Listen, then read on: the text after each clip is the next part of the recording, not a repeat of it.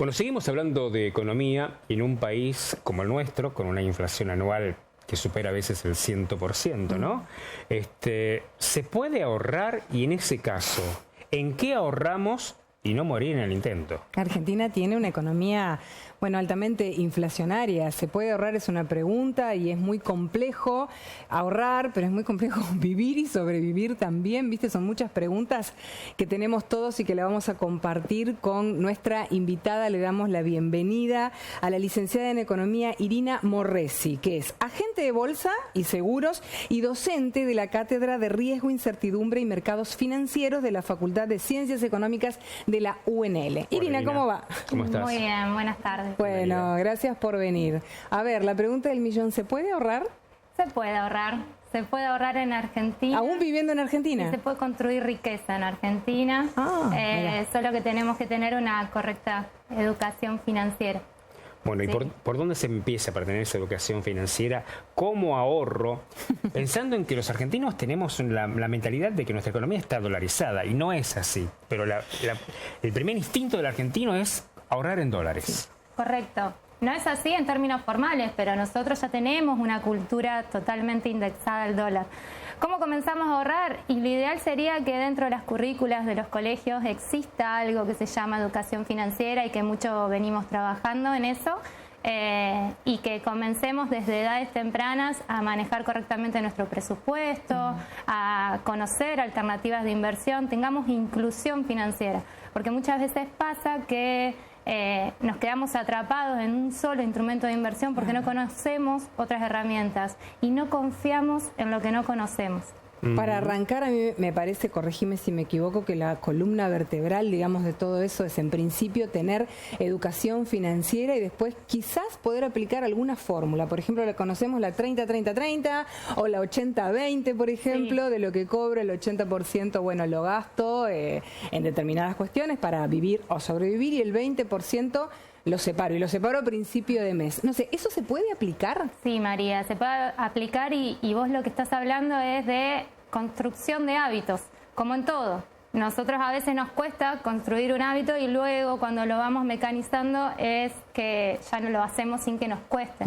Y no es correcto pensar, aunque llevamos años de un país inflacionario y construimos una cultura inflacionaria, de que porque haya inflación no tiene sentido o no vale la pena generar capacidad de ahorro, generar inversiones, que es mejor gastarlo porque total mañana va a estar más caro, y generamos toda una ansiedad por hacerlo ya, por comprar ya, porque más tarde va a estar más caro y demás, y entonces nuestras finanzas se empiezan a deteriorar. Ahora, ¿cómo va esa capacitación, esos estudios que hay que aplicar con los chicos? Porque, a ver, históricamente la Argentina fue un país con inflación. Sí. Generacionalmente se decía, ahorremos en ladrillos primero. Sí. Y ahora, lógicamente, hay que modernizarse y buscar otras opciones. ¿Hoy en qué se piensa? Bueno, lo primero es eso, el mensaje, ahorremos, no gastemos, porque la realidad es que el ahorro, la capacidad de ahorro y luego la posibilidad de capitalizarlo, de realizar inversiones que me generen ingresos alternativos, es lo que conduce a lo que llamamos independencia o libertad financiera. Con lo cual, aún en países como Argentina, el mensaje es generar capacidad de ahorro. Lo que yo hago es elegir el activo en el que voy a reservar mis ahorros. Alguna vez ahorré en pesos, luego ahorré en dólares. Mañana puedo seguir ahorrando en metales, en inmuebles. Quizás los productores o los comerciantes ahorran acopiando mercadería, granos, ladrillos, materiales de construcción. No importa el activo que elijamos como reserva de valor. Importa poder diversificar y generar a partir de eso no solo capacidad de ahorro, sino la posibilidad de capitalizarlo, de generar un ingreso alternativo que llamamos ingreso pasivo en finanzas, y de esa manera ir construyendo nuestra independencia financiera. Irina, ¿hoy qué conviene? No sé por qué te reís, pero pensando, por ejemplo, en los valores que tiene el dólar y a veces en la imposibilidad de conseguirlo al valor oficial. El dólar por un lado. Después tenés las tasas de los plazos fijos, que bueno, han sido corregidas en la última semana, las últimas semanas, pero que no alcanzan. Están un poquitito más altas, no sé si alcanzan para empardar un poco al dólar.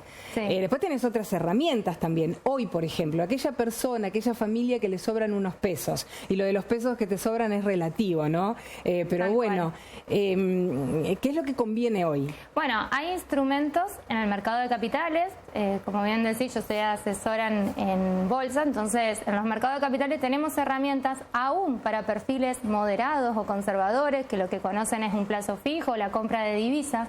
Hay instrumentos que no lo sacan tanto de ese terreno conocido y permiten generar una renta fija o mixta en el mediano plazo. Con lo cual nosotros podemos empezar a ahorrar en pesos y construir esa renta fija en dólares a través de instrumentos financieros como bonos corporativos u obligaciones negociables. También hay instrumentos que se van atando a la inflación, con lo cual no tenemos una tasa fija, la del plazo fijo, que por ahí nos deja atrasados respecto a la inflación, sino que la vamos atando a esa inversión a un indicador referido a la inflación. Lo que pasa que, a ver, ahí déjame hacer un punto, porque lo del plazo fijo nos resulta un poco más fácil, digamos, más conocido. Ahora, lo otro, ya cuando me estás hablando de bonos y de inversiones, es como que uno piensa indefectiblemente que tiene que recurrir a un especialista para que te guíe, para que te ayude, ¿o no? Correcto, pero hoy en el mercado de capitales uno puede hacer su propia inversión operando 100% online.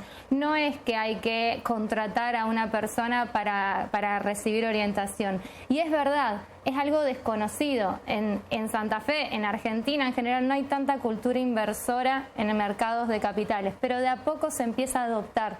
Gracias a la tecnología, gracias a la posibilidad de que una persona pueda invertir 100% online, que es totalmente simple abrir una cuenta de inversiones y ya hubo instrumentos que se acercan bastante a un perfil moderado o conservador, personas que por ahí no quieren asumir demasiado riesgo. Hay muchas ideas o tabús respecto a los mercados de capitales, pero lo cierto es que permiten a las personas tener herramientas, abrir puertas. Eso es la inclusión financiera. Es poder decir, en este escenario no me conviene más un plazo fijo, o comprar dólares me hace que mis ahorros queden parados en una moneda y no pueda capitalizarlo. Entonces lo que hace el mercado de capitales, el mercado inmobiliario, el mercado de granos, etcétera, es abrir puertas para que la persona pueda ser más versátil con sus finanzas.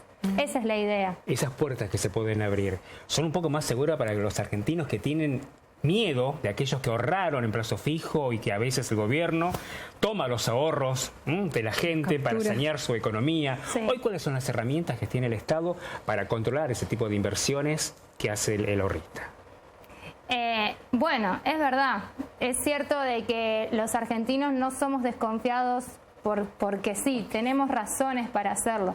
En el mercado de capitales podemos elegir inversiones muy expuestas al riesgo, incluso en el exterior podemos cambiar nuestra jurisdicción y pasarnos a otro país como Estados Unidos, Brasil, la Unión Europea, invertir en activos de afuera, entonces cambiamos la jurisdicción y salimos del riesgo local. Podemos asumir riesgos más altos con potencial de crecimiento más alto, lógico, o podemos quedarnos en inversiones conservadoras.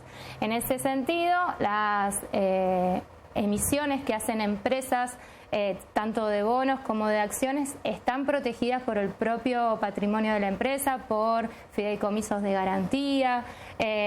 La cuenta de inversión que abrimos en el mercado de capitales está inscripta en caja de valores, con lo cual la custodia central está en caja de valores. Hay ciertos mecanismos que por ahí las personas que quieran incluirse en el mercado de capitales deberían conocer para ir destrabando esos muros de la desconfianza. Entre plazo fijo y fondo de inversión, o superfondo, como se le conoce. Superfondo. Sí. ¿Qué recomendás? Un fondo común de inversión te permite, con una inversión chica, generar una cartera diversificada, que a veces no está solo en tasa fija, a veces también está en tasas variables o en instrumentos dolarizados. Entonces, con una pequeña inversión, el ahorrista logra lo que llamamos en finanzas diversificación, o en otras palabras, no poner todos los huevos en la misma canasta. Ahora, ¿cómo saber cuál te conviene de todos esos? Porque los bancos usualmente, bueno, que es una modalidad que se puede realizar a través del home banking, ¿verdad? Te ofrecen muchas. Sí. Lo bueno que tiene liquidez, ¿no? En 24 horas o en 48 horas a veces uno lo puede capturar y hacerse del dinero, a diferencia del plazo fijo. Pero ¿cómo hacer para encontrar el adecuado, el que nos sirve a nosotros como ahorristas? Bueno, ahí está el labor también de los asesores, que las personas que se abren una cuenta de inversión cuentan con un asesor como parte de la atención de un broker de inversiones, no es que tiene un costo aparte, y de esa manera te van orientando en ese gran supermercado de fondos comunes de inversión, porque también tienen distintas carteras y distintos riesgos, entonces uno tiene que conocer los objetivos de inversión como para poder adecuarse a una inversión u otra. Yo creo de que es más conveniente que un plazo fijo. Sin embargo, tenemos que elegir bien cuál de todos, o por lo menos qué grupo de fondos comunes de inversión, si aquel que permite administrar liquidez transitoria, que se llaman money market, o aquellos que tratan de copiar o superar la tasa de un plazo fijo, o aquellos que ya se van a acciones del Merval o a obligaciones negociables en dólares. Hay de todo para hacer, Lo importante es asumir el desafío de abrir esa puertita, agregar una puerta más en finanzas y conocer y educarnos. Irina, aprovecho para preguntarte, de un tiempo a esta parte hemos notado que aquí en la ciudad de Santa Fe y en otros del país se organizan muchas charlas convocando a personas para que inviertan en oro. Sí. ¿Cómo funciona este mecanismo? ¿Qué tan seguro es?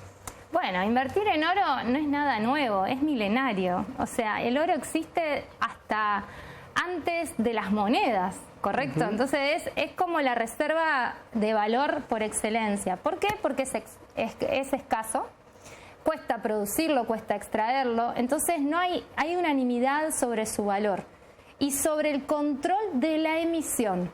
Cosa que no tenemos en nuestro país, principalmente no hay control de la emisión porque es absolutamente discrecional, y en otros países también. Entonces, ¿por qué empezó a cobrar vigencia el oro como alternativa de inversión? Porque post pandemia, a raíz de muchas políticas monetarias expansivas que hubo, no solo en Argentina, a nivel global para poder paliar la crisis sanitaria, es que hubo brotes inflacionarios no solo en Argentina, sino en países que históricamente ya habían solucionado ese tema de inflación.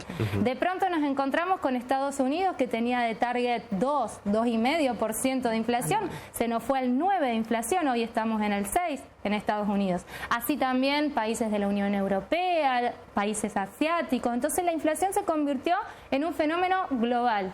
Y por lo tanto, muchos que se refugiaban como moneda, como reserva de valor en divisas como el dólar, la libra, el euro, pasaron a evaluar sus ahorros, y de nuevo hablo de esto de poder cambiar el activo de reserva a la hora de ahorrar, pero no dejar de ahorrar. Cambiaron sus ahorros hacia metales preciosos como el oro, plata, litio. Entonces hay un movimiento hacia resguardarse en el valor, y sobre todo lo más reciente, la crisis financiera bancaria que hubo iniciada en Estados Unidos pero con posibilidad de contagio en otras regiones, hizo también que los inversores migren hacia activos más seguros. Hoy está mucho más controlada, ya no se habla de eso, de hecho amanecimos en verde en los mercados de capitales, así que un poco es eso, es la adversión al riesgo lo que motiva a que haya demanda y crecimiento en el oro como refugio de valor. Bueno, una posibilidad entonces, valedera, no la tenemos incorporada nosotros, esa es la realidad del lingotito. Hay que incorporarla porque hay que incorporarla. No, claro, gente pero se ve mucho en otros países, ¿no? Que a veces las familias son las que ahorran en oro pensando en que, bueno, hay que pagarle, por ejemplo, la universidad a los chicos más adelante. Sí, porque es más común eso, pero acá no tanto. Bueno, de a poco vamos incursionando. Sí, ¿no? El mensaje es ese, de que la educación financiera empieza también por el conocimiento y por la posibilidad de anexar posibilidades de inversión. Bien, hay que estar abiertos, ¿viste? Y no poner los huevos todos en la misma canasta. Bueno. Irina Barresi, muchísimas gracias por venir y por enseñarnos gracias. tanto, ¿eh? Bueno, Será hasta la gracias próxima. a ustedes por la invitación.